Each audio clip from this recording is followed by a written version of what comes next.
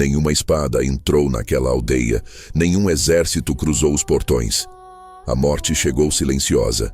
Primeiro foi a febre, depois a fraqueza. Homens fortes caíram sem lutar. Guerreiros experientes morreram nas camas. O clã tentou resistir. Isolou casas. Chamou curandeiros. Fez rituais. Nada funcionou. A doença se espalhou mais rápido que qualquer inimigo. Funerais se tornaram rotina. Valas comuns substituíram honras. A liderança enfraqueceu. Decisões erradas foram tomadas. Alguns fugiram. Outros ficaram para morrer. Clãs rivais observaram. Esperaram. Atacaram quando não havia mais quem defendesse. A aldeia foi saqueada. Os sobreviventes foram mortos ou levados. O clã deixou de existir, não por guerra, mas por doença. Anos depois, ninguém lembrava seus nomes, apenas as ruínas e o aviso silencioso. Às vezes, o maior inimigo não empunha armas. Deixe o like e se inscreva no canal Grande Guerreiro para conhecer as histórias completas dos momentos que destruíram povos inteiros. No coração gélido do norte, onde fiordes cortam a terra como garras de um deus adormecido, erguia-se a aldeia do clã Bjornsson. Seus dracares, com proas esculpidas em forma de lobos, dominavam as águas e seus guerreiros eram o terror de reinos distantes. A vida ali era dura, mas pulsante.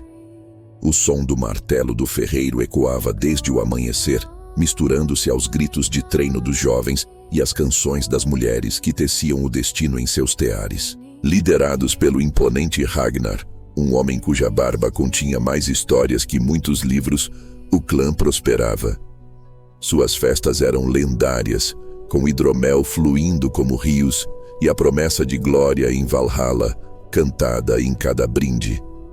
Mas uma sombra silenciosa, mais fria que o inverno mais rigoroso, começava a se arrastar pelas bordas de sua existência, invisível e letal. Tudo começou com Freya, a esposa do tecelão. Primeiro, uma tosse seca, ignorada como um mero resfriado trazido pelo vento traiçoeiro do mar. Depois, a febre que a encharcava em suor durante a noite, seguida por uma fraqueza que a impedia de levantar do leito. Logo, o velho ferreiro, cujo corpo era forte como o aço que moldava, também sucumbiu, sua respiração tornando-se um chiado doloroso. O pânico, como uma névoa densa, começou a se infiltrar na aldeia. A doença não escolhia entre jovens e velhos, fortes e fracos. Ela se espalhava como um sussurro amaldiçoado, passando de uma casa para outra, deixando um rastro de febre, tosse e um desespero profundo. Os primeiros enterros foram solenes, mas logo se tornaram rotineiros, a colina dos ancestrais, recebendo novos ocupantes a cada dia que passava. A melodia da vida na aldeia foi substituída por um coro de tosses e lamentos.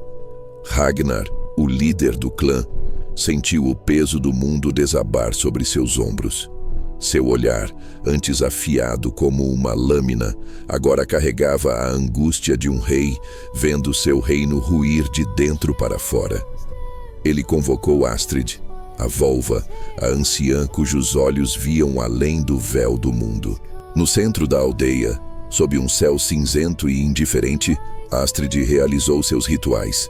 Ela lançou as runas, que caíram em padrões sombrios e indecifráveis.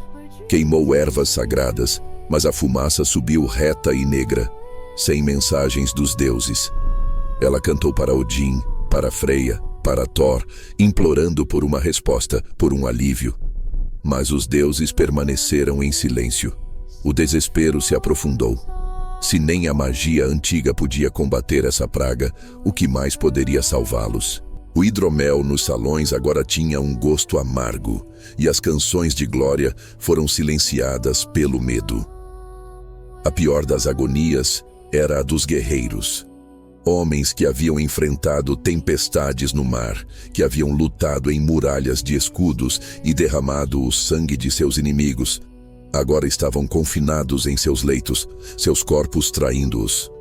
Bjorn, o campeão do clã, que uma vez partiu um escudo ao meio com um único golpe de machado, mal conseguia segurar um copo de água. Ele olhava para suas mãos trêmulas, as mesmas mãos que haviam lhe trazido tanta honra, e chorava em silêncio.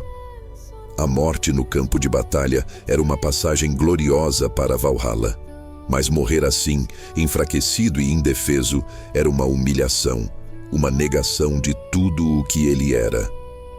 A doença não lhes roubava apenas a vida, roubava-lhes a honra, a morte digna pela qual todo viking ansiava. O salão de festas, antes palco de feitos heróicos, tornou-se uma enfermaria de moribundos. A notícia da fraqueza do clã Bjornsson viajou com o vento, alcançando os ouvidos de seus rivais. O clã Jernhand, liderado pelo cruel Erik, via a oportunidade que esperava há gerações. Por que enfrentar os lobos em sua força total, quando se pode atacar um bando doente e moribundo? Em uma madrugada enevoada, os dracares com proas de serpente deslizaram silenciosamente pelo fiorde. O ataque não foi uma batalha, foi um massacre.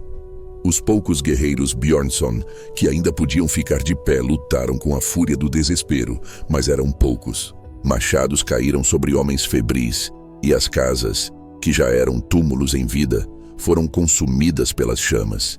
Erik e seus homens não buscavam apenas pilhagem, eles buscavam apagar o nome Bjornsson da história. O som de aço contra aço foi breve, logo substituído pelos gritos dos moribundos e o crepitar do fogo. Quando o sol nasceu, encontrou uma cena de desolação total.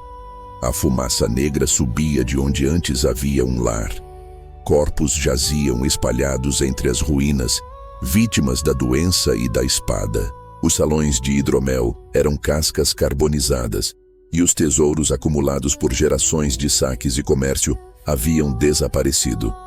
Não havia mais canções, nem o som do martelo, nem os gritos dos guerreiros. Apenas o silêncio. Um silêncio pesado, quebrado apenas pelo choro do vento que soprava através das estruturas queimadas. A aldeia do clã Bjornsson estava morta. Erik e seu clã partiram, deixando para trás um monumento à sua crueldade e à fragilidade da vida. A praga havia feito o trabalho sujo e eles apenas deram o golpe final. Com o passar das estações, a natureza começou a reclamar o que era seu. A grama cresceu sobre as cinzas, trepadeiras cobriram as pedras enegrecidas das fundações, e o musgo amorteceu os contornos do que um dia foi uma aldeia próspera. A colina dos ancestrais, agora superlotada, foi esquecida. Os dracares que não foram roubados ou queimados apodreceram na praia, seus esqueletos de madeira sendo lentamente consumidos pelo mar. O nome Bjornsson se tornou um sussurro, uma lenda contada ao redor de fogueiras distantes sobre um clã poderoso amaldiçoado pelos deuses. Mas, com o tempo, até mesmo os sussurros desapareceram. As ruínas se tornaram apenas pedras e madeira podre, sem história para contar a quem não soubesse ouvir o lamento do vento. O clã que um dia fez o mundo tremer foi apagado, não por uma grande batalha que seria cantada em sagas, mas por um inimigo invisível e pela crueldade dos homens. E no final, restou apenas o silêncio, o testemunho final de sua queda. O tempo, implacável, continuou seu trabalho. Gerações vieram e se foram. Outras aldeias surgiram e caíram. A história do clã Bjornsson se perdeu nas brumas do passado, tornando-se menos que um eco. Viajantes que ocasionalmente passavam pelo fiorde viam apenas uma enseada desolada, com algumas pedras estranhamente arrumadas cobertas de vegetação. Não havia marcadores, nem runas, nem qualquer sinal de que ali, um dia, homens e mulheres viveram, amaram, lutaram e sonharam com a glória. A tragédia deles foi completa porque foi esquecida. Eles não morreram apenas uma vez em seus leitos ou sob a lâmina do inimigo. Eles morreram uma segunda vez na memória dos vivos. O silêncio do fiorde guardava o segredo de sua agonia. Um lembrete sombrio de que mesmo os mais fortes podem ser desfeitos e que o esquecimento é a morte final, da qual não há Valhalla para escapar. A história deles é um testamento de como a glória pode se transformar em pó, levada pelo vento como as cinzas de uma fogueira há muito apagada. Obrigado por assistir. Se histórias como esta ressoam com você, considere se inscrever no canal para mais jornadas pelo lado sombrio e esquecido da história. Até a próxima!